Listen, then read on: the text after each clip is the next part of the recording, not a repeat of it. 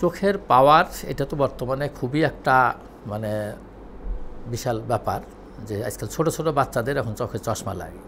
কারণটা কি? বেশিরভাগই আমরা যেটা দেখি যে বাচ্চারা চশমা পরার জন্য আসে, মানে চোখে টিভির কাছে গিয়ে দেখে অথবা বই কাছে নিয়ে দেখে। তো আমরা যখন ওরা বাবা মা তখন মানে ডাক্তারের কাছে নিয়ে আসে, আমরা তখন দেখি যে পাওয়ারের স্বল্পতার কারণে তার এই চোখের এই সমস্যাগুলো হচ্ছে, সে কাছে কম দেখে। তো বেশিরভাগই দেখা যায় তাদের পাওয়ারটা মাইনাস পাওয়ার।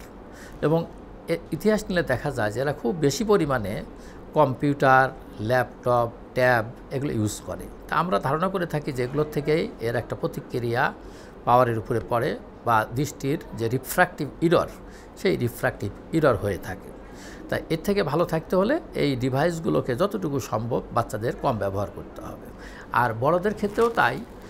বয়স 40 হলেই দেখা যায় যে কাছে কম দেখে, তখন আমরা কি করি, এটা তাকে প্লাস পাওয়ার দিয়ে চশমা দিয়ে তাকে আবার এই কাছে দেখার জন্য সুবিধা করে থাকি। তবে এটা কোনো রোগ না, এটা বয়সের কারণে হতেই পারে।